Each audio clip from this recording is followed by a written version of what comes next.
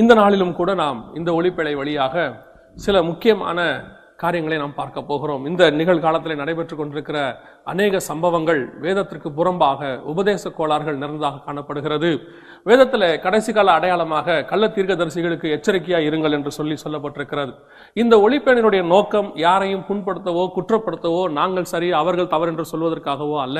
இந்த ஒளிப்பேழினுடைய ஒரே நோக்கம் சத்தியத்தை ஜனங்கள் தெரிந்து கொள்ள வேண்டும். காரணம், சத்தியம் தான் ஜனங்களை விடுதலையாக்கும். கடைசி காலத்திலே சபைகளிலே சத்தியம் குறைவாக காணப்படுகிற காலகட்டமாக இருக்கிறது. இன்னும் சொல்ல போனால் ஆமோஸ் புஸ்தகம் 8:11 நாம் வாசிக்கிறோம், கடைசி காலத்திலே வசன பஞ்சம் உண்டாகும் என்று சொல்லி. இப்பொழுது உண்மையான சத்தியம் கொஞ்சம் கொஞ்சமாக சபைகளிலே குறைந்து கொண்டு வருகிறது.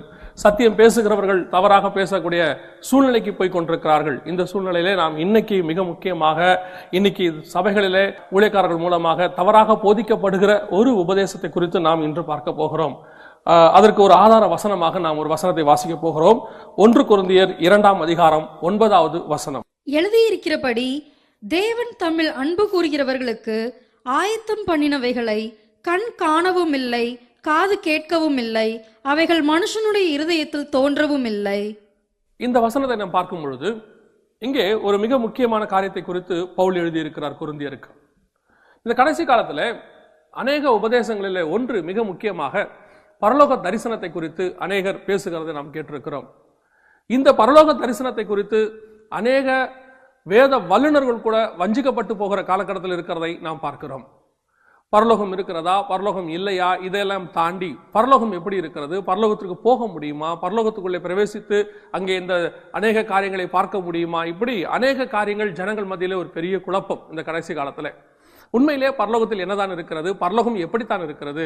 உடனே இந்த ஒளி நாங்கள் இந்த கேள்வியை கேட்டவுடன் நீங்கள் நினைத்து விடாதீர்கள், இவர் ஏதோ போய்விட்டு வந்து ஒரு தரிசனத்தை கொடுக்கிறார் போல, கர்த்தர் இவரை கொண்டு போய்விட்டு கொண்டு வந்தார் போல என்று. நான் எப்பொழுதுமே நம்புகிறது, தரிசனத்தை விட, தீர்க்க தரிசனத்தை விட, அநேக சொப்பனங்களை விட, எல்லாத்தை விட நான் அதிகமாக நம்புவது வேத வசனத்தை மாத்திரமே. காரணம், தீர்க்க தரிசனங்கள் கூட ஒளிந்து போகும், வானமும் பூமியும் கூட ஒளிந்து போகும், கர்த்தருடைய வசனமோ ஒருபோதும் ஒளிந்து போகாது என்று வேதம் சொல்லுகிறது. மிக முக்கியமாக நாம் வசனத்தின் அடிப்படையில தான் எல்லா தீர்க்க தரிசனங்களும் இருக்க வேண்டும். வசனத்தின் அடிப்படையில தான் சொப்பனங்கள் இருக்க வேண்டும். வசனத்தின் அடிப்படையில தான் ஊழியக்காரன் சொல்லக்கூடிய எந்த தீர்க்க தரிசனமும் அமைந்திருக்க வேண்டும். வசனத்தின் அடிப்படை இல்லாமல் இருக்கவே கூடாது. இன்னும் சொல்ல போனால் இயேசு கிறிஸ்துவினுடைய பிறப்பிலிருந்து இயேசு கிறிஸ்துவினுடைய உயிர்த்தெழுதல் வரைக்கும் அத்தனையும் வேத வசனத்தின் படிதான் அமைந்திருந்தது. இயேசுவே சொல்லுகிறார், தீர்க்க தரிசனத்தை நான் நிறைவேற்றவே வந்தேன், நியாயப்பிரமாணத்தை நிறைவேற்றும்படி வந்தேன். அப்படியானால் இந்த கடைசி காலத்திலே மனுஷர்கள் சொல்லக்கூடிய இந்த உபதேசங்கள் எல்லாம் வேத வசனத்துக்கு ஒத்து இருக்கிறதா, வேத வசனத்துக்கு ஒத்து போகிறதா? ஒரு ஊழியக்காரர் விதமாய் சொல்லி இருக்கிறார், நாங்கள் செய்கிற எல்லா காரியத்திற்கும் வேத வசனத்தை ஆதாரமாக கேட்டால் எங்களால் காட்ட முடியாது, நாங்கள் சொல்லுகிற உபதேசங்களுக்கு வேத வசனத்தை ஆதாரமாக கேட்டால் எங்களால் காட்ட முடியாது என்று சொல்லுகிறார். நான் சொல்லுகிறேன், அவர் சொல்லுகிறது 100% போய். அவர் சொல்லுகிற ஊழியத்தில் அவர் செய்கிற காரியங்கள் எல்லாம் வேத வசனத்தின் அடிப்படையில் தான் இருக்க வேண்டும். வேத வசனத்தின் அடிப்படையில் இல்லாத ஊழியம், வேத வசனத்தின் அடிப்படையில் சொல்லப்படாத தரிசனம், தீர்க்க தரிசனம் அத்தனையும் முரணானது, வேதத்துக்கு ஒத்து போகாது. எனவே நாம் இன்னைக்கு இந்த பரலோகத்தை குறித்து வேதம் சொல்லக்கூடிய கருத்துக்கும் இந்த பரலோகத்தை குறித்து ஜனங்கள் சொல்லக்கூடிய, ஊழியக்காரர்கள் சொல்லக்கூடிய கருத்துக்கும் என்ன சம்பந்தம் இருக்கிறது, உண்மையிலே பரலோகம் எப்படி இருக்கிறது என்பதை தான் நாம் இப்பொழுது பார்க்க போகிறோம். இன்னைக்கு அநேக பொதுவான கருத்துகள் பரலோகத்தை குறித்து நாம் பார்க்கிறோம். நான் உங்களையே கேட்கிறேனே, நீங்கள் கொஞ்சம் யோசித்து பாருங்களேன். இன்னைக்கு பரலோகம் எப்படி இருக்கும் என்று கேட்டால் உங்கள் மைண்டில் உடனடியாக நீங்கள் அந்த பரலோகத்தை குறித்து ஒரு கற்பனை உங்கள் இருதயத்தில் இருக்கிறது. ஒருவேளை இது ஊழியக்காரர்கள் உங்களுக்கு விதைத்தார்களா அல்லது இயற்கையாகவே உங்களுக்குள்ள இருக்கிறதா என்று எனக்கு தெரியாது. பரலோகம் எப்படி இருக்கும் என்று கேட்டால் உடனடியாக யோசித்து விட்டு நீங்கள் சொல்வீர்கள், அங்கே தங்கத்திலான வீதிகள் எல்லாம் போடப்பட்டிருக்கிறது, அங்கே வெள்ளி வைடூரியம் எல்லாம் இருக்கிறது, வீடுகள் எல்லாம் தங்கத்தில் இருக்கிறது. நான் உங்களுக்கு ஒரு எதிர்கேள்வி கேட்கிறேன், இப்படிப்பட்ட காரியங்கள் வேதாகமத்திலே எங்கே இருக்கிறது? பரலோகத்திலே தங்கத்திலே வீதி போட்டதாக எங்கே சொல்லப்பட்டிருக்கிறது? உடனே நீங்கள் சொல்வீர்கள், வெளிப்படுத்தின விசேஷத்தில் நாங்கள் வாசித்திருக்கிறோமே என்று சொல்லி. அந்த வசனத்தை வாசியுங்கள். வெளிப்படுத்தின விசேஷம் 21:21 12 வாசல்களும் 12 முத்துக்களாயிருந்தன, ஒவ்வொரு வாசலும் ஒவ்வொரு முத்தாய் இருந்தது. நகரத்தின் வீதி தெளிவுள்ள பளிங்கு போல சுத்த பொன்னாய் இருந்தது. இதை கேட்ட உடனே உங்களுக்கு என்ன தோணும்? அப்போ வீதி தங்கத்தில் இருக்குதானே, பைபிள்ல இருக்குதானே. நன்றாய் கவனியுங்கள், இது எதை குறித்து சொல்லப்பட்டிருக்கிறது? 21 அந்த 2வது வசனத்திலையும் 10வது வசனத்திலையும் மிக தெளிவாக சொல்லப்பட்டிருக்கிறது. அது புதிய எருசலேம் என்கிறதான ஒரு நகரத்தை குறித்து சொல்லப்பட்டிருக்கிறது. புதிய எருசலேமை குறித்து சொல்லும் போது 2 இடத்திலும் தெளிவாக இருக்கிறது. அது பரலோகத்தை விட்டு இறங்கி வர கண்டேன் என்று சொல்லப்பட்டிருக்கிறது. பரலோகத்தை விட்டு இறங்கி வந்த புதிய எருசலேம் தான் அங்கே நகரம் வீதி தங்கத்திலே பொன்னினாலே போடப்பட்டிருக்கிறதாக சொல்லப்பட்டிருக்கிறது. அதன் மதில்கள் எப்படி இருக்கிறது அதெல்லாம் இங்கே டிஸ்கிரிப்ஷன்ஸ் எல்லாமே இங்கே கொடுக்கப்பட்டிருக்கிறது. அப்படியானால் பரலோகத்தினுடைய டிஸ்கிரிப்ஷன் எங்கே? பரலோகம் தங்கத்தில் இருக்கிறது என்று நீங்கள் நாம் இன்னைக்கு கற்பனை செய்து கொண்டிருக்கிறோமே, நம்பிக்கொண்டிருக்கிறோமே. உண்மையிலே பரலோகத்தின் வீதி தங்கத்தில் தான் இருக்கிறதா? அப்ப இங்கே கொடுக்கப்பட்டிருக்கிற இந்த புதிய எருசலேம் தானே தங்கத்தில் இருக்கிறது, பரலோகம் இல்லையே. ஒருவேளை நீங்கள் நினைக்கலாம், ஒருவேளை நீங்கள் சொல்லலாம், புதிய எருசலேமே பரலோகத்தை விட்டு வந்த புதிய எருசலேமே தங்கத்தில் இருந்தால் பரலோகம் எப்படி இருக்கும்? நான் உங்களுக்கு சொல்லுகிறேன், பரலோகத்தை விட்டு வருகிற எல்லாம் பரலோகத்தினுடைய அப்படியே அப்ராப்ரியேட்டான காரியங்கள் அல்ல. உங்களுக்கு உதாரணமாக இயேசு கிறிஸ்து பரலோகத்தை விட்டு பூமியிலே நமக்காக பலியாகும்படி வந்தார் என்று இருக்கிறது. வேதம் சொல்லுகிறது அவர் ரத்தமும் மாம்சமும் உடையவராய் வந்தார் என்று சொல்லப்பட்டிருக்கிறது. ஆனால் பரலோகத்திலே ரத்தமும் மாம்சமும் சுதந்திரிப்பதில்லை என்று வசனம் சொல்லுகிறது. ரத்தமும் மாம்சத்துக்கும் பரலோகத்திற்கும் எந்த விதமான சம்பந்தமும் இல்லை. அப்படி இருக்கும் பொழுது இயேசு ரத்தமும் மாம்சமா தான் பூமிக்கு வந்தார். நான் ஒரு காரியத்தை நாம் நன்றாய் புரிந்து கொள்ள வேண்டும். பரலோகம் உண்மையிலேயே இன்னைக்கு அநேக ஊழியக்காரர்கள் நமக்கு பரலோகத்துக்கு போய்விட்டு சொல்லுகிறதான ஒரு மிக முக்கியமான காரியங்களில் ஒன்று, உங்கள் மைண்டை நன்றாக கவனிங்கள். உங்கள் மைண்டை உலகத்தில் இருக்கிற ஆஸ்திகளுக்கு, உலகத்தில் உள்ள மேன்மையான காரியங்களுக்கு நேராகவே பரலோகத்தையும் திருப்புகிறார்கள்.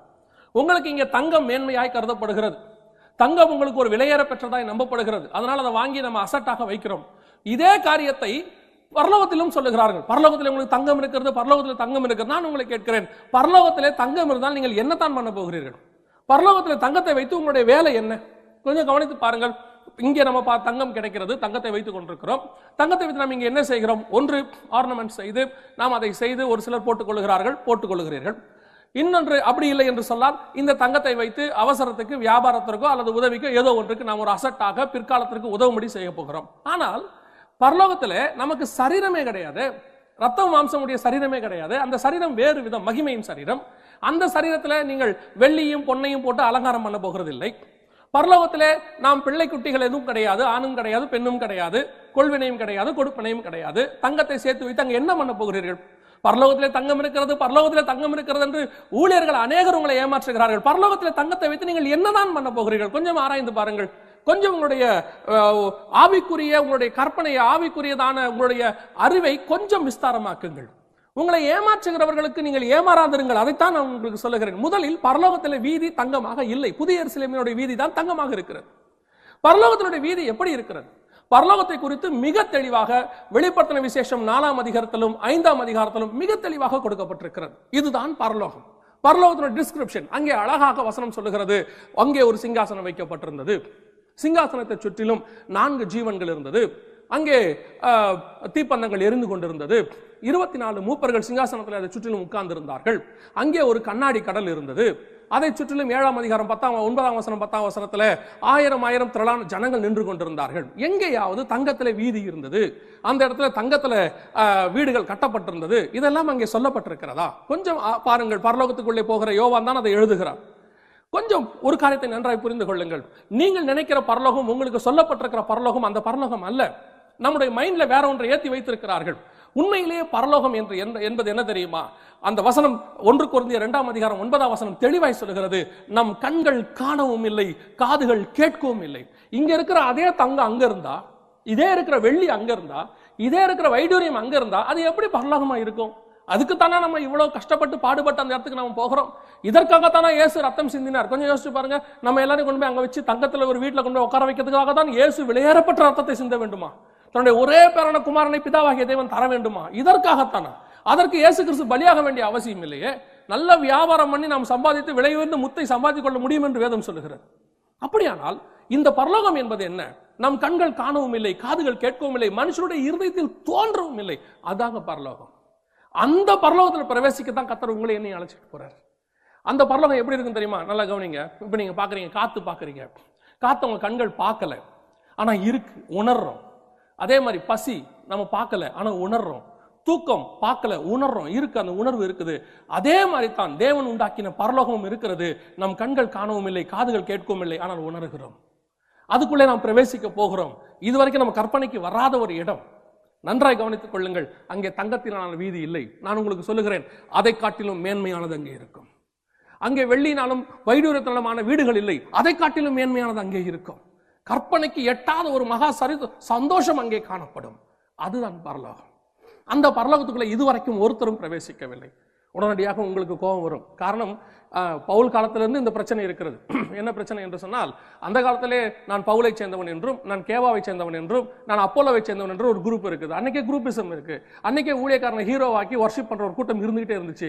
இன்னைக்கு அந்த கூட்டம் இருக்கதான் செய்யுது. இன்னைக்கு ஊழியக்காரனை வர்ஷிப் பார்க்குற ஒரு கூட்டம் என்ன, ஒன்னு பவர்ல இருக்கிறாங்க, இல்ல டவர்ல இருக்கிறாங்க. என்னுடைய காரணம் எப்போதான், ஒன்னு பவரை சார்ந்த பவர் உள்ள ஊழியக்காரனை பிடித்துக் கொள்கிறார்கள், இல்ல டவர் இருக்கிற ஊழியக்காரர்களை பிடிச்சு வச்சுக் கொள்கிறார்கள். இன்னைக்கும் அதே மாதிரி பிரிவினைகள் தான். உடனே நான் இப்படி சொல்லும் போது, எங்க ஊழியக்காரர் பரலோகத்துக்கு போயிட்டு வந்தாரு, அவரு பரலோகத்துக்கு போயிட்டு வந்தாரு, இவரு பரலோகத்துக்கு போயிட்டு, இவர்களெல்லாம் பரலோகத்துக்கு போய் என்ன பார்த்தார்கள், பரலோகத்துல போயிட்டு விட்டு என்ன தரிசித்து விட்டு வந்தார்கள்? கொஞ்சம் யோசித்து பாருங்கள். அவர்கள் போய்விட்டு வந்து சொல்லுகிறதை காரியங்களை கொஞ்சம் கவனித்து பாருங்களேன். பரலோகத்துல என்ன இருக்கிறது? பரலோகத்தில் அவர்கள் போயிட்டு வந்து சொன்ன மிக முக்கியமான ஒரு சிலருடைய கருத்துக்களை நான் உங்களுக்கு சொல்லுகிறேன். நான் யார் என்ன என்று சொல்ல விரும்பவில்லை, ஆனால் அவர்கள் சொன்ன கருத்துக்கள் தான் நமக்கு முக்கியம். அவர்கள் என்ன சொன்னார்கள்? ஒருத்தர் சொன்னார், மிகப்பெரிய ஊழியக்காரர், அவர் விதமாய் சொல்லியிருக்கிறார், நான் பரலோகத்தில் போனேன், அங்கே மோசேயை பார்த்தேன், அங்கே பவுலை பார்த்தேன், அவரை பார்த்தேன், இவரை பார்த்தேன். வேதம் தெளிவாய் சொல்லுகிறது, நாம் அங்கே எப்படி இருக்க போகிறோம் தெரியுமா? பவுல் பவுலாகவும், யோவான் யோவானாகவும், மோசே மோசேயாகவும் அங்கே இருக்க போகிறது இல்லை. பரலோகத்திலே நான் சொல்லுகிறது, நல்லா கவனிங்கள். பரலோகத்திலே 1 யோவான் 3ஆம் அதிகாரம் 2-3 வசனங்கள் வாசியுங்கள். பிரியமானவர்களே, இப்பொழுது தேவனுடைய பிள்ளைகளாய் இருக்கிறோம், இனி எவ்விதமாய் இருப்போம் என்று இன்னும் வெளிப்படவில்லை. ஆகிலும் அவர் வெளிப்படும் போது அவர் இருக்கிற வண்ணமாகவே நாம் அவரை தரிசிப்பதினால் அவருக்கு ஒப்பாய் இருப்போம் என்று அறிந்திருக்கிறோம். வசனத்தை கவனிங்கள். வசனம் என்ன சொல்லுகிறது? அங்கே நாம் எப்படி இருப்போம் என்று இன்னும் வெளியரங்கமாகவில்லை. பரலோகத்தில் நாம் எப்படி இருக்க போகிறோம் தெரியாது, யோவானுக்கு தெரியாது என்று வசனம் சொல்லுகிறது. கொஞ்சம் யோசிச்சு பாருங்க. 4ஆம் அதிகாரம் 5ஆம் அதிகாரத்தில் பரலோகத்துக்குள்ள யோவான் நுழைகிறார். இந்த வெளிப்படுத்தல் விசேஷம் புஸ்தகம் கொடுக்கப்பட்டது கிபி 100ல கொடுக்கப்படுகிறது, 96ல கொடுக்கப்படுகிறது. அதற்குள்ளாக எல்லா அப்போஸ்தலர்களும் மரித்தார்கள், கர்த்தருக்குள்ளே மரித்து முடித்து விட்டார்கள். ஒரு அப்போஸ்தலன் கூட உயிரோடு கூட இல்லை. அதற்கு அப்புறம் தான் பரலோகத்துக்குள்ளே யோவான் போகிறார். அப்படியானால் இந்த அப்போஸ்தலர்கள் எல்லாம் இங்கே இருந்திருக்க வேண்டுமா அல்லவா? இவர்கள் அத்தனை பேரையும் பார்த்திருக்க வேண்டுமா அல்லவா? பவுலை பார்த்திருக்க வேண்டுமா அல்லவா? அவர் இருந்திருக்கணும். ஏன்னா எல்லாருமே யோவானுக்கு முன்னாடி மரிச்சிட்டாங்க. அப்ப இவங்க அத்தனை பேரும் பரலோகத்துக்குள்ள போயிருந்தா அப்ப கண்டிப்பா எங்க தான் பார்த்திருக்கணும்? யோவான் போய் பார்க்கும்போது யார் யாரையோ பார்க்கிறார் யோவான். அத்தனை திரளான ஜனங்களை பார்க்கிறார், 24 மூப்பர்களை பார்க்கிறார், 4 ஜீவன்களை பார்க்கிறார், பிதாவாகிய தேவனை பார்க்கிறார், குமாரனாகிய ஆட்டுக்குட்டியானவரை பார்க்கிறார், 2 ஊழியக்காரர்களை பார்க்கிறார், எவ்வளவு தரிசனங்களை பார்க்கிறார். அந்த ஒரு தரிசனத்தில் எதிலாவது ஒரு பவுலையோ அல்லது பேதுருவையோ அல்லது யாக்கோபையோ அந்திரேயாவையோ யாரையாவது பார்த்ததாக சொல்லப்பட்டிருக்கிறதா? அப்படியானால் பரலோகத்தில் அவர்கள் எல்லாம் இல்லை என்ற அர்த்தமா? அவர்கள் எங்கே இருந்தார்கள், என்ன பண்ணி கொண்டிருந்தார்கள்? இன்னைக்கு போகிறவர்கள் எல்லாம் சொல்லுகிறார்களே, நான் மோசேயை பார்த்தேன், நான் பவுலை பார்த்தேன், அவனை பார்த்தேன், இவனை பார்த்தேன் என்ற வசனம் 1 யோவான் 3:2-3 தெளிவாக சொல்லுகிறது. அங்கே நாம் இப்படி இருக்கிற சரீரத்துக்குள்ளே இருக்க போகிறது இல்லை, அவருக்கு ஒப்பாக இருக்க போகிறோம். இன்னும் ஒரு வசனத்தை வாசியுங்கள், இன்னும் தெளிவாக இருக்கிறது. ரோமருக்கு எழுதின நிருபம் 8ஆம் அதிகாரம் 29வது வசனத்தை வாசியுங்கள். தம்முடைய குமாரன் அநேக சகோதரருக்குள்ளே முதற் பேரானவராய் இருக்கும் பொருட்டு தேவன் எவர்களை முன்னறிந்தாரோ அவர்களை தமது குமாரனுடைய சாயலுக்கு ஒப்பாய் இருப்பதற்கு முன் குறித்திருக்கிறார். இந்த வசனம் என்ன சொல்லுகிறது? பரலோகத்துக்கு நாம் போகும்போது எப்படி இருக்க போகிறோமா? குமாரனின் சாயலுக்கு ஒப்பாய் இருக்கும்படிக்கு. அதைத்தான் 1 யோவான் மிக தெளிவாக சொல்லுகிறது, அவருக்கு ஒப்பாக இருப்போம். பரலோகத்தில் எப்படி இருக்க போகிறோம்? யோவான் யோவானாகவும், பேதுரு பேதுருவாகவும், அந்திரேயா அந்திரியாவாகவும் இருக்க போகிறது இல்லை. வேதம் தெளிவாய் சொல்லுகிறது, அத்தனை பேரும் இயேசு கிறிஸ்துவின் சாயலுக்கு ஒப்பாய் இருக்க போகிறோம், குமாரனின் சாயலுக்கு ஒப்பாய் இருக்க போகிறோம். அங்க எப்படி இருக்க போகிறது? பிதாவாகிய தேவன், குமாரனாகிய ஆட்டுக்குட்டியானவராகிய கிறிஸ்து, அவருடைய சாயலுக்கு ஒப்பாக அவரால் மீட்கப்பட்ட ஜனங்கள் நீங்களும் நானும் நிற்க போகிறோம். இப்ப புரிகிறதா? வசனத்துல இப்படி இருக்கிறது. அவர் சொல்லி இருக்கிறாரு, அவர் சொன்னது எப்படிங்க தப்பாகும்? ஒன்று, அவர் சொன்னது சரி என்றால் வசனம் தப்பு, வசனம் சரி என்றால் அவர் சொன்னது தப்பு. நீங்கள் டிசைட் பண்ணிக்கொள்ளுங்க, வசனம் சரியா, மனுஷன் சொல்ற கற்பனை சரியா, மனுஷனுடைய தரிசனம் சரியா? எத்தனையோ மனுஷனுடைய தரிசனங்கள் தவறாக போய் இருக்கிறது, ஆனால் வசனம் ஒருபோதும் தப்பாய் போனது இல்லை. எந்த தரிசனத்தையும் நாம் உதாசீனப்படுத்துகிறதும் இல்லை, எந்த தரிசனம் தப்புது என்று உடனடியாக அடித்து சொல்லுகிறதும் இல்லை. அது வசனத்துக்கு ஒத்து போகிறதா இருந்தால் சரி, வசனத்துக்கு ஒத்து போகாவிட்டால் அது யாராக இருந்தாலும் சரி, சொன்ன தீர்க்க தரிசனம் தப்பு தான். அதனாலதான் பவுல் தெளிவாக சொன்னார், தீர்க்க தரிசனத்தை ஆராய்ந்து பார்த்து நலமானவைகளை பிடித்துக் கொள்ளுங்கள். அப்படின்னா என்ன அர்த்தம் தெரியுமா? பொய்யானது வரும் அர்த்தம், புலமானது வரும் என்று அர்த்தம். இன்னைக்கு பரலோகத்தில் போய் அவரை பார்த்தேன் இவரை பார்த்தேன், அப்படி இருக்கிறார்கள் இப்படி இருக்கிறார்கள், இல்லை, 100% தவறு. இது வசனத்துக்கு ஒத்து போகாது. வசனத்தின் படி பரலோகத்துக்குள்ளே இருக்கிறவர்கள் குமாரனின் சாயலுக்கு ஒப்பாகத்தான் இருக்க முடியும். நான் இன்னும் அடுத்த ஸ்டேஜுக்கு நான் போகிறேன். இப்பொழுது மரிக்கிறவர்கள் அப்படியானால் பரலோகத்திற்குள்ளே பிரவேசித்து விட்டார்களா? இவர்களெல்லாம் அப்பொழுது பரலோகத்தில் தான் இருக்கிறார்களா? கொஞ்சம் ஆராய்ந்து பாருங்கள். இயேசு கிறிஸ்துவோடு கூட மரித்து, முதலாவது மரித்த அந்த அப்போஸ்தலர்கள் ஆரம்பித்து இன்னைக்கு சாகர ரத்த சாட்சிகள் வரைக்கும் மரித்தவுடன் பரலோகத்துக்குள் தான் பிரவேசிக்கிறார்களா? சமீபத்தில் ஒரு ஊழியர் விதமாய் தரிசனத்தை பார்த்தாராம். அவரோடு கூட பிரயாணம் பண்ணி கொண்டிருந்த ஒரு ஆவிக்குரியவர் மரித்த உடனே பார்க்கிறாராம், அவருடைய ஆத்மா பரலோகத்தின் வாசலில் போய் நிற்கிறதாம். வாசலில் நின்று விட்டு சொல்லுகிறதாம், பரலோகத்தின் கதவு இன்னும் திறக்கப்படவில்லை, வெயிட் பண்ணி கொண்டிருக்கிறார், திறக்கும் போது நான் உள்ளே போவேன் என்று அவர் சொல்லுகிறாராம். கவனியுங்கள், இன்று மரிக்கிறவர்கள் அப்படியானால் பரலோகத்துக்கு தான் பிரவேசிக்கிறார்களா? 1 தெசலோனிக்கேயர் 4ஆம் அதிகாரம் 16-17 வசனங்கள் சொல்லுகிறது. கர்த்தர் தாமே ஆரவார சத்தத்தோடும் பிரதான தூதருடைய சத்தத்தோடும் தேவ எக்காலத்தோடும் இறங்கி வருவார். இயேசு கிறிஸ்துவின் வருகை குறித்து அங்கே சொல்லப்பட்டிருக்கிறது, இறங்கி வருவார். அப்பொழுது கிறிஸ்துவுக்குள் மரித்தவர்கள் முதலாவது எழுந்திருப்பார்கள். அந்த வசனத்தை நன்றாய் கவனியுங்கள். கிறிஸ்துவுக்குள் மரித்தவர்கள் முதலாவது எழுந்திருப்பார்கள், பின்பு உயிரோடு இருக்கிற நாமும். அப்படியானால் இயேசு கிறிஸ்துவின் வருகையில தான் மரித்தோர் தங்களுடைய இளைப்பாறுகிற ஸ்தலத்திலிருந்து எழுந்து பரலோக ராஜ்யத்துக்குள்ளே பிரவேசிக்கிறார்கள். அது வரைக்கும் பரலோக ராஜ்யத்துக்குள்ள அவர்கள் பிரவேசிக்கவில்லையே. யோவான் பார்க்கும்பொழுது அங்கே இல்லையே. 4ஆம் அதிகாரம் 5ஆம் அதிகாரத்தில் பாருங்கள், அநேகர் சொல்வார்கள், அந்த இடத்துல தேவரீர் உம்முடைய ரத்தத்தினால் எங்களை மீட்டுக் கொண்டோம் என்று நாங்கள் சொல்லுகிறார்களே. அங்கே இருக்கிற வசனத்தை கவனிங்கள். 24 மூப்பர்கள் தான் சொல்லுகிறார்கள். ஆனால் 7ஆம் அதிகாரத்தில் வருகைக்கு பின்னால் மட்டுமே திரளான ஜனங்கள் இயேசுவின் ரத்தத்தில் 7ஆம் அதிகாரம் 9ஆம் வசனத்திலிருந்து திரளான ஜனங்கள் அங்கே காணப்படுகிறார்கள். 7ஆம் அதிகாரத்துக்கு முன்பதாக திரளான ஜனங்கள் அங்கே இல்லை, எண்ணிக்கைக்கு அடங்காத திரளான ஜனங்கள் அங்கே இல்லை. 7ஆம் அதிகாரம் 9ஆம் வசனத்திலிருந்து தான் திரளான ஜனங்கள் உள்ளே நிற்கிறார்கள். அதாவது சபை எடுத்துக்கொள்ளப்பட்ட பிறகு அதுவரைக்கும் கிறிஸ்துவுக்குள் மரித்தவர்கள் தங்கள் இளைப்பாறுகிற ஸ்தலங்களிலே இளைப்பாறிக் கொண்டிருக்கிறார்கள். அதைத்தான் நாம் பாரடைஸ், பரதீசு என்று சொல்லுகிறோம். கொஞ்சம் யோசித்து பாருங்கள். இன்னைக்கு அநேக ஊழியர்கள் சொல்லுகிறார்கள், நான் பரலோகத்துக்கு போனேன், பரலோகத்துக்கு போனேன், பரலோகத்துக்கு போனேன். 2 கொரிந்தியர் 12ஆம் அதிகாரம் 2வது வசனம். கிறிஸ்துவுக்குள்ளான ஒரு மனுஷனை அறிவேன், அவன் 14 வருஷத்திற்கு முன்னே 3ஆம் வானம் வரைக்கும் எடுக்கப்பட்டான். அவன் சரீரத்தில் இருந்தானோ சரீரத்திற்கு புறம்பே இருந்தானோ அதை அறியேன், தேவன் அறிவார். அந்த மனுஷன் பரதீசிக்குள் எடுக்கப்பட்டு மனுஷர் பேசப்படாததும் வாக்கு கெட்டாததுமாகிய வார்த்தைகளை கேட்டான் என்று அறிந்திருக்கிறேன். நல்ல கவனிங்கள், இந்த வசனம் தெளிவாய் சொல்லுகிறது. பவுல் 14 வருஷத்துக்கு முன்பதாக, அவருடைய காலகட்டத்திலே 14 வருஷத்துக்கு முன்பதாக பரதீசுக்கு எடுத்துக்கொள்ளப்பட்டதாக அவர் சொல்லுகிறார். ஆனானப்பட்ட பவுலே பாரடைஸ் என்று சொல்லக்கூடிய பரதீசுக்கு தான் எடுத்துக்கொள்ளப்பட்டாரே ஒழிய பரலோகத்துக்குள்ளே எடுத்துக்கொள்ளப்பட்டார் என்று சொல்லப்படவில்லை. வசனம் அங்கே தெளிவாய் இருக்கிறது. பவுல் எங்கே போனாராம்? பரதீசுக்கு போனாராம். இன்னைக்கு இவர்கள் சொல்வார்கள், நாங்கள் இன்னும் பவுலுக்கு குறைந்தவர்கள் இல்லையே. நான் சொல்லுகிறேன், இவர்கள் அத்தனை பேரும் பவுலுக்கு குறைந்தவர்கள் தான். ஏனால் வேதம் தெளிவாய் சொல்லுகிறது, நான் கிறிஸ்துவை பின்பற்றுகிறது போல நீங்கள் என்னை பின்பற்றுங்கள் என்று. எல்லாவற்றையும் நஷ்டம் என்று குப்பையும் என்று விட்ட பவுலே பரதீசிக்கு தான் போக முடிந்தது. இன்னைக்கு மக்களிடத்துல பணத்தை வாங்கி வாங்கி சேர்த்துக் கொள்ளுகிற ஊழியக்காரர்கள், தன்னுக்கும் தன் பிள்ளைக்கும் தன்னுடைய தலைமுறைக்கும் சேர்த்து வைத்துக் கொள்ளுகிற ஊழியக்காரர்கள் கண்டிப்பாக பவுலுக்கு மேலானவர்கள் அல்ல. இன்னைக்கு எத்தனையோ பேர் சொல்லுகிறார்கள் பரலோகத்துக்கு போகணும் என்று. கவனியுங்கள், பவுலே பரதீசுக்கு தான் எடுத்துக்கொள்ளப்பட்டிருக்கிறார். நான் ஊழியக்காரர்களை குறை சொல்ல வேண்டும் என்ற அர்த்தம் அல்ல. ஆனால் ஜனங்களிடத்தில் தயவு செய்து பொய்யை சொல்லாதிருங்கள், ஜனங்களை ஏமாற்றாதிருங்கள். ஒருவேளை நீங்கள் கூட பரதீசுக்கு போய் இருக்கலாம், ஆனால் அதை பரலோகம் என்று ஏன் சொல்லுவானேன்? பரலோகத்துக்குள்ளே பிரவேசிக்க முடியாது என்று நம் கண்கள் காணவும் இல்லை, காதுகள் கேட்கவும் இல்லை என்று வசனம் தெளிவாய் சொல்லுகிறது. இன்னும் சொல்ல போனால் இயேசு கிறிஸ்து ஒருவர் மட்டும்தான் அங்கே போய் வந்திருக்கிறார் என்று வசனம் தெளிவாய் சொல்லுகிறது யோவானிலே. அப்படியானால் இந்த பரதீசு, பாரடைஸ், இதற்குத்தான் பவுலே போய் வந்திருக்கிறார். கொஞ்சம் யோசிச்சு பாருங்களேன். ஏறக்குறைய 13 புக் எழுதியிருக்கிறார் பவுல். எபிரேயர் புஸ்தகத்தை சேர்த்துக்கிட்டோம்னா அது யாருன்னு தெரியல, அவரை எழுதினாலும் சேர்த்துக்கிட்டோம்னா 14 புக்கு. 14 புக்கு எழுதின பவுல் ஏதாவது ஒரு புக்கில் என்னுடைய பரதேசி பிரயாணம்னு எழுதியிருக்கலாமா இல்லையா? அவர் சொல்றாரு, எனக்கு வெளிப்படுத்தப்பட்ட மேன்மையின் நிமித்தம் நான் என்னை உயர்த்தாதபடிக்கு. அப்போ அவருக்கு எவ்வளவு மகத்துவமான காரியங்கள் அங்கே வெளிப்படுத்தப்பட்டிருக்கு. இவ்வளவு எழுதின பவுல் ஏன் ஒரு புக் எழுதக்கூடாது? என்னுடைய பரதேசி பிரயாணம், என்னுடைய பரலோக பிரயாணம், பவுலின் பரலோக தரிசனம்னு போட்டா அழகாவே இருக்கும் புக்கு. இன்னைக்கு அப்படித்தானே போடுறோம். அப்படியானால் அந்த இடத்துல பவுல் தன்னுடைய பர்சனலாக பாரடைஸ்க்கு போயிட்டு வந்து தன்னுடைய பர்சனல் எக்ஸ்பீரியன்ஸ் அதை 2 வசனத்துக்கு மேல சொல்ல அவர் விரும்பவில்லை.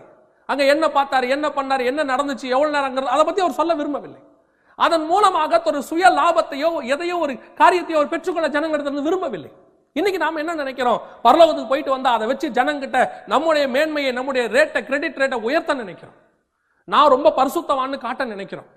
நான் பரலோகத்துக்கு போயிட்டு வர ஆள்னு சொல்றோம். இதான் பரலோகமா? இவங்க போயிட்டு வர பரலோகம்லாம் நீங்க அவங்க சொல்ற பரலோகத்தெல்லாம் கொஞ்சம் கவனிச்சு பாருங்க. ஒருத்தர் சொல்றாரு, நான் பரலோகத்துக்கு போகிறேன், அங்கே குளத்துல பிள்ளைகள்லாம் தண்ணி அடித்து விளையாடி கொண்டிருந்தார்கள், அந்த வழியாக இயேசு வந்தார், இயேசு தண்ணி அடித்து விளையாடினார், பிள்ளைகளும் தண்ணி எடுத்து விளையாடினார்கள். அப்பொழுது இயேசு என்னை பார்த்து சொன்னார், இதுதான் பரலோகம், போய் சொல்லு, heaven is a normal one அப்படி என்று அவர் சொல்கிறார். நார்மல்ங்கிற வார்த்தை யூஸ் பண்றார். பரலோகம் நார்மலா? பரலோகம் ஒரு சாதாரண இடமா? கொஞ்சம் யோசித்து பாருங்கள். 5ஆம் அதிகாரத்தில் முத்திரைகள் உடைக்கப்படவில்லை. வெளிப்படுத்தின விசேஷத்தில் முத்திரைகள் உடைக்கப்படாத புஸ்தகம் நீடித்த ஆயுசுள்ளவருடைய கையில் இருக்கிறது. யோவானாகிய அந்த அப்போஸ்தலன் சொல்லுகிறார், அதை உடைக்கிறதுக்கு ஆள் இல்லாமல் நான் அழுதேன் என்று சொல்லி. அப்பொழுது கவலைப்படாத, யூதா கோத்திரத்தின் சிங்கமாகி ஆட்டுக்குட்டியானவர் அதை உடைக்கும்படி வருவார் என்று சொல்லப்படுகிறது. அடிக்கப்பட்ட வண்ணமாய் இருக்கிற ஆட்டுக்குட்டியானவர் அதற்குள்ளே கடந்து வருகிறார். அவர் உள்ளே வரும்போது, இன்னைக்கு உங்க பாஷையில நம்ம பாஷையில சொல்லணும்னா அந்த சீனை கொஞ்சம் யோசிச்சு பாருங்களேன். இயேசு கிறிஸ்து அப்படி உள்ளே வர்றாரு. அந்த இடத்துல பிதாவாகிய தேவன் சிங்காசனத்துல உட்கார்ந்து இருக்கிறாரு. 24 மூப்பர்கள் நிக்கிறாங்க. இயேசு அப்படி என்ட்ரி கொடுக்கிறாரு உள்ள. அப்படி உள்ள நுழைகிறாரு. வசனம் சொல்லுகிறது, 24 மூப்பர்களும் தங்களுடைய கிரீடங்களை எடுத்து அவருடைய பாதத்திலே வைத்து முகங்குப்புற விழுந்து, தேவரீர் ஒருவரே சகல துதிக்கும் கனத்துக்கும் மகிமைக்கும் பாத்திரராய் இருக்கிறார். அப்படின்னா அந்த இயேசு கிறிஸ்துவோட என்ட்ரன்ஸ் பரலோகத்துக்குள்ள எவ்வளவு ஜைஜாண்டிக்கா இருக்கு பாருங்க. இயேசு உள்ள நுழையும் பொழுது அந்த பரலோகம் எப்படி மாறுது பாருங்க. தண்ணி அடிச்சு விளையாடுற இடமா அது? இயேசு மேல தண்ணி அடிச்சு விளையாடுற இடமா? இயேசுவை பார்த்தவுடன் அத்தனை பேரும் கிரீடத்தை எடுத்து பாதத்தில் வச்சு முகங்குப்புற விழுறாங்க. அப்படிப்பட்ட பரிசுத்த தெய்வம், பரலோகத்தின் தெய்வம் நம்முடைய ஆண்டவராக இயேசு கிறிஸ்து. அவரை கேவலப்படுத்துறதுக்கு இதை விட மோசமான விஷயம் வேற ஒன்று இருக்கவே முடியாது. தயவு செய்து பிரியமானவர்களை, கொஞ்சம் கொஞ்சம் உங்களுடைய ஆவிக்குரிய அறிவை கொஞ்சம் திறங்கள், கொஞ்சம் யோசிங்க, வசனத்தை வச்சுக்கொள்ளுங்க. நான் சொல்றதை கூட நீங்க ஏற்றுக்கொள்ள வேண்டாம். ஏன்னா இன்னைக்கு என்னன்னா, என்னுடைய ஹீரோவை, எங்களுடைய ஸ்பிரிச்சுவல் ஹீரோவை இவர் தப்பா பேசுறாரு. நான் யாரையுமே தப்பா பேசல, யாரையுமே குற்றப்படுத்தவில்லை. இந்த வசனத்துக்கு ஒத்து போகிறது எதுவா இருந்தாலும் ஏற்றுக்கொள்ள நானும் தயாராக இருக்கிறேன். வசனத்துக்கு ஒத்து போகாத யார் சொன்னாலும் சபை சுத்திகரிப்புக்கு ஏதுவாக, ஏனென்றால் இந்த வேதாகமம் எதுக்கு கொடுக்கப்பட்டிருக்கு தெரியுமா? எங்களுக்கு ஊழியங்கள் எதுக்கு கொடுக்கப்பட்டிருக்கு தெரியுமா? வசனம் தெளிவாய் சொல்லுகிறது, சபையின் பக்தி விருத்திக்கு ஏதுவாக சிலரை அப்போஸ்தலராகவும், சிலரை தீர்க்கதரிசியாகவும், சிலரை மெய்ப்பராகவும், போதகராகவும், சுவிசேஷகராகவும் கர்த்தர் தெரியப்படுத்தி இருக்கிறார். அது எங்களுடைய கடமை. இன்னாரை குற்றப்படுத்த வேண்டும் என்பது எங்கள் நோக்கம் அல்ல. ஆனால் சபைக்கு பக்தி விருத்திக்கு ஏதுவாக நடத்த வேண்டியது எங்களுடைய பொறுப்பு. இன்னைக்கு வேதாகமத்தில் கொடுக்கப்பட்டிருக்கிறதுக்கு எல்லாம் முரணாக, பரலோகம் இப்படி இருக்கும், பரலோகம் அப்படி இருக்கும், பரலோகத்தில் அப்படி இருக்கும். பரலோகத்துக்கும் புதிய எருசலேமுக்குமே இன்னும் வித்தியாசம் தெரியவில்லையே. பரலோகத்துல தங்கத்துல வீதி இருக்குன்னு எங்க இருக்கு? இல்லையே, புதிய எருசலேமில் தான் இருக்கு. பரலோகத்துல வீடு இருக்குது. பரலோகத்துல உங்களுக்கு எதுக்குங்க வீடு? கொஞ்சம் யோசிச்சு பாருங்க. பரலோகத்துல உங்களுக்கு எதுக்குங்க வீடு? பூமியில நமக்கு எதுக்கு வீடு வச்சிருக்கிறோம்? குடும்பம் இருக்கிறது, பிள்ளைகள் இருக்கிறார்கள், மழை வருகிறது, வெயில் அடிக்கிறது, ராவில நாம் தூங்க போகிறோம், நமக்கு ஒரு நித்திரை இருக்கிறது, இதுக்கு ஒரு வீடு தேவைப்படுகிறது.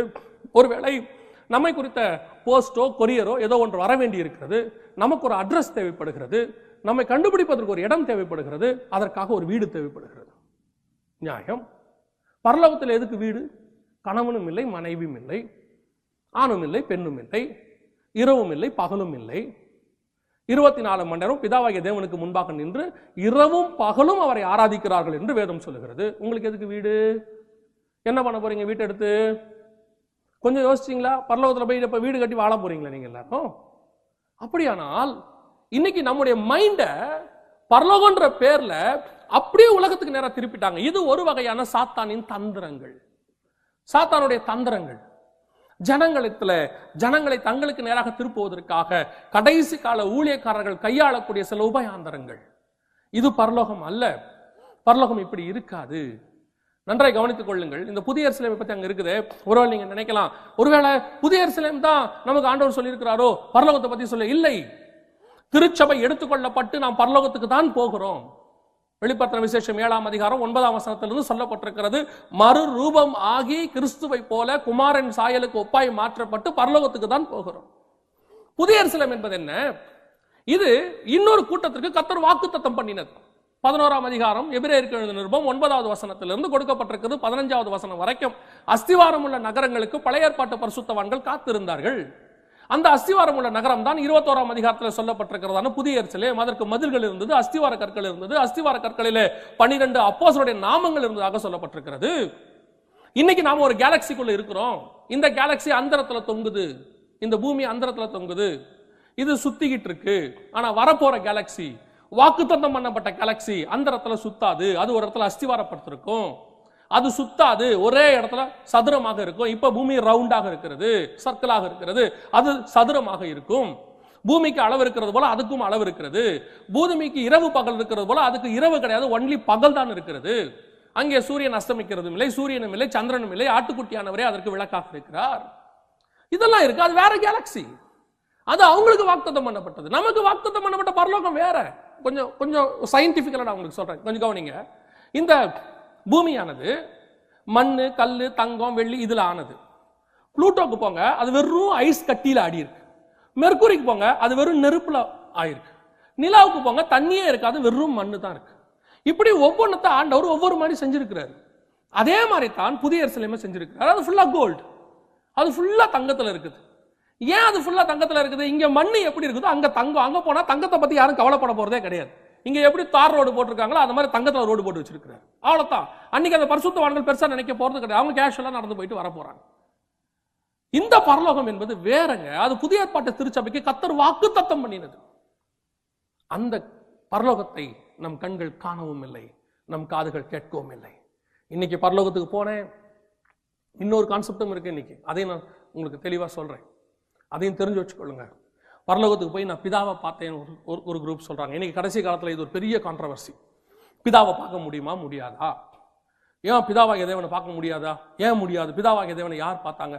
வசனம் தெளிவா சொல்லுதுங்க. பிதாவாகிய தேவனை ஒருவனும் ஒரு காலம் தரிசித்ததில்லை, கண்டவன் எவனும் உயிரோடு கூட இருந்ததில்லை. தீமோத்தேயுவின் புஸ்தகம் 6ஆம் அதிகாரம் 6ஆம் வசனத்தில் தெளிவாக சொல்லப்பட்டிருக்கிறது. ஏன் பிதாவை பார்க்க முடியாது? ஒருத்தர் சொல்றாரு, நான் பிதாவை பார்க்க முடியாதுன்னு யார் சொன்னது? நான் பார்த்தேன், நாங்கள் பிதாவை பார்த்தோம், அவர் குடும்பமாக பார்த்திருக்கிறார்கள், நாங்கள் பார்த்தோம். பிதாவை ஏன் பார்க்க முடியாது? அதற்கு ஆதார வசனமாக அவர் சொல்லுகிறார். 24ஆம் அதிகாரம் யாத்ராகமத்தின் புஸ்தகத்திலே மோசே மலைக்கு ஆண்டவர் ஏறி வர சொல்லுகிறார். ஏறி வரும்போது அவர் கூட நாதாம், அபியூ, ஆரோன் கூட ஒரு 70 பேரை கூட்டிக் கொண்டு வர சொல்லுகிறார். அந்த 70 பேரும் அங்கே பிதாவாகிய தேவனை தரிசித்தார்கள் என்று வேதம் அந்த இடத்துல சொல்லப்பட்டிருக்கிறதாக அவர் சொல்லுகிறார். அந்த இடத்துல வசனம் சொல்லுகிறது. யாத்ராகமத்தின் புஸ்தகம் 24ஆம் அதிகாரம் 11வது வசனத்துல, அவர் இஸ்ரவேல் புத்திரருடைய அதிபதிகள் மேல் தம்முடைய கையை நீட்டவில்லை, அவர்கள் தேவனை தரிசித்து பின்பு புசித்து குடித்தார்கள் என்று சொல்லப்பட்டிருக்கிறது. இதை ஆதார வசனமாக அந்த ஊழியர் சொல்லிவிட்டு சொல்லுகிறார், அவர்கள் தேவனை தரிசித்திருக்கிறார்கள், அவர்கள் தரிசித்தால் நாங்கள் தரிசிக்க முடியாதா என்று சொல்லி கேட்கிறார். யாரும் தேவனை தரிசிக்கலாம், ஆனால் எந்த தேவனை தரிசித்தார்கள் என்பதுதான் முக்கியம். கொஞ்சம் கவனியுங்கள். வேதாகமம் எல்லாம் தெளிவா இருக்கிறது. எந்த இடத்துல வேதம் யாரையும் கன்ஃபியூஸ் பண்ணல, யாரையும் ஏமாத்தல. 24வது அதிகாரத்தில் இவர்கள் தேவனை தரிசித்ததாக அந்த ஊழியர் சொல்லுகிறார், பிதாவாகிய தேவனை பார்த்ததாக சொல்லுகிறார். 33ஆம் அதிகாரம் யாத்ராகமத்தின் புஸ்தகத்தில் அதற்கு பிறகு நடக்கிற சம்பவம். அதற்கு பிறகு மோசே தேவனை பார்த்து கேட்கிறார் 17-18. அப்பொழுது அவன், உம்முடைய மகிமையை எனக்கு காண்பித்தருளும் என்றான். அதற்கு பதிலாக ஆண்டவர் சொல்லுகிறார் 20வது வசனத்துல, என் முகத்தை காண மாட்டாய், ஒரு மனுஷனும் என்னை கண்டு உயிரோடு இருக்க கூடாது என்றார். என்னை கண்டு ஒருவனும் உயிரோடு இருக்க கூடாது என்றார். அப்படின்னா 23ஆம் அதிகாரத்துல இவங்க எல்லாம் பார்த்திருந்தா என்ன ஆயிருக்கணும்?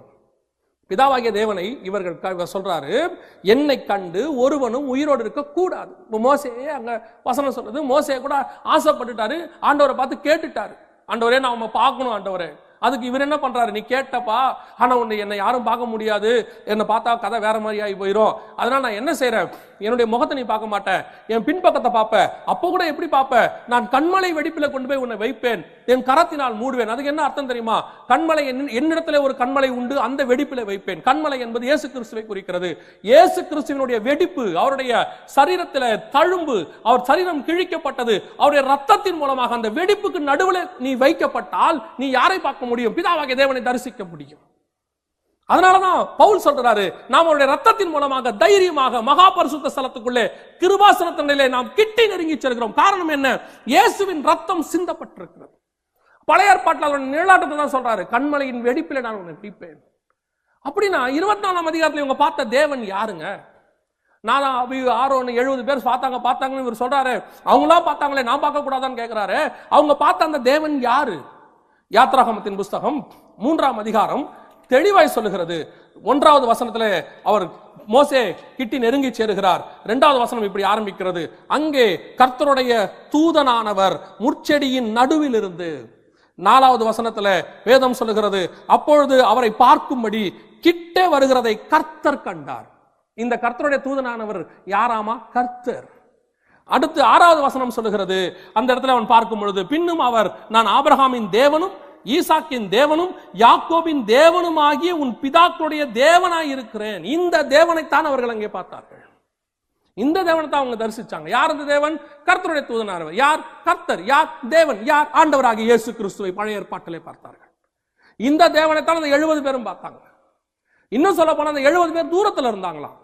அதுக்கப்புறம் மோசையை கிட்ட வர சொன்னாராம். மகிமை மூடிக்கொண்டுதான், மேகம் மூடிக்கொண்டுதான். அப்படியேப்பட்ட மோசையை கூட இயேசுவை தாங்க தரிசிச்சாரு. அதுக்கப்புறம் அவர் ஆசைப்பட்டு கேட்ட போது பின்பக்கத்தை பார்ப்பேன் என்று சொன்னார். கவனிங்கள், இந்த பிதாவாகிய தேவனை பார்த்தேன், அவரை பார்த்தேன், இவரை பார்த்தேன், இதெல்லாம் என்ன, இதனால என்ன பிரயோஜனம்? சரி, நம்ம இப்படியே வைத்துக் கொள்வோம், இவர் ஒரு வேளை பார்த்திருக்கிறார் வச்சுக்கணும். அதனால கேட்கிற உங்களுக்கு என்ன பிரயோஜனம்? இவர் பிதாவை பார்த்தாருன்னு நீங்க அவர் பெருமையா நினைக்கணுமே ஒழிய மற்றபடி வேற ஒரு பிரயோஜனம் இதுக்கு நேரா இல்லை. நீங்க பாத்தீங்களா? அவங்க பார்த்தாங்க, இவர் பார்த்தாரு, அந்த ஊழியர் பரலோகத்துக்கு போனாரு, இந்த ஊழியர் பரதேசிக்கு போனாங்க, அவங்க அங்க போனாங்கன்னு சொல்லி கேட்டு கேட்டு கேட்டு இருக்கிறீங்களே, நீங்க என்னைக்காவது அங்க போயிருக்கிறீங்களா? அந்த போற வாழ்க்கைக்கு நீங்க வாழ்ந்திருக்கிறீங்களா? இது எதுக்குங்க எழுதி கொடுத்தது? ஊழியக்காரன்லாம் போகிறதுக்காப்பா இல்ல. உங்களையும் என்னையும் குறித்து வேதம் சொல்லுகிறது, உங்களையும் என்னையும் ராஜாக்களும் ஆசாரியனுமாக கர்த்தர் அழைத்திருக்கிறார். ஒவ்வொருத்தரும் அந்த இடத்துக்கு போகணும், ஒவ்வொருத்தரும் அந்த அனுபவத்துக்குள்ள வரணும். இன்னும் தயவு செய்து பார்க்கிறவர்களுக்கு சொல்லுகிறேன், இன்னும் ஊழியக்காரனையே பிரைஸ் பண்ணி அவரு இப்படி, இவரு அப்படி, அவரு அப்படியாமா, இவரு இப்படியாமா, இல்லைங்க. நீங்க அந்த இடத்துக்கு வரணும். ஒவ்வொருத்தரும் அந்த ஸ்டேஜுக்கு மாறணும். ஒவ்வொருத்தரும் தேவனோடு கூட நெருங்கிய உறவுக்கு வரணும். அதுக்கு தான் வேதம் எல்லாருக்கும் கொடுக்கப்பட்டது. இல்லன்னா ஆண்டவர் என்ன பண்ணிருப்பார் தெரியுமா? ஊழியக்காரன் கையில மாத்திரம் பைபிளை கொடுத்துட்டு உங்ககிட்ட கொடுக்காம விட்டுருப்பாரு. ஏன் எல்லாருக்கும் இந்த பைபிளை கொடுத்திருக்காரு தெரியுமா? நாம அத்தனை பேரும் குமாரன் சாயலுக்கு ஒப்பாய் மாறணும். அத்தனை பேரும் பரலோகத்துக்குள்ளே வர வேண்டும். அத்தனை பேரும் தேவனை தரிசிக்க வேண்டும். அத்தனை பேரும் அவரோடு கூட குட்டி நெருங்கி சேர வேண்டும். இதற்காகத்தான் கர்த்தர் கொடுத்திருக்கிறார். தயவு செய்து இன்னையிலிருந்து இந்த செய்தியை கேட்ட பிறகு ஒரு தீர்மானத்திற்கு வாருங்கள். இனி யாரும் பரலோகத்துக்கு போனேன், அதை பார்த்தேன், இதை பார்த்தேன், தயவு செய்து நம்பாதுங்கள். பரலோகத்துக்கு ஒரே ஒரு ட்ரிப்பு யோவான் போயிட்டு வந்தார். அதுக்கும் எதுக்கு தெரியுங்களா? இந்த மாதிரி கன்ஃபியூஷன்ஸ் எல்லாம் வருங்கிறதுக்கு தான். முன்பதாகவே யோவான் மூலமாக பரலோகம் எப்படி இருக்கும், அங்க என்னென்ன காரியங்கள் இருக்கிறது எல்லாம் வெளிப்படுத்தின விசேஷம் 4ஆம் அதிகாரத்திலும் 5ஆம் அதிகாரத்திலும் தெளிவாய் சொல்லப்பட்டிருக்கு.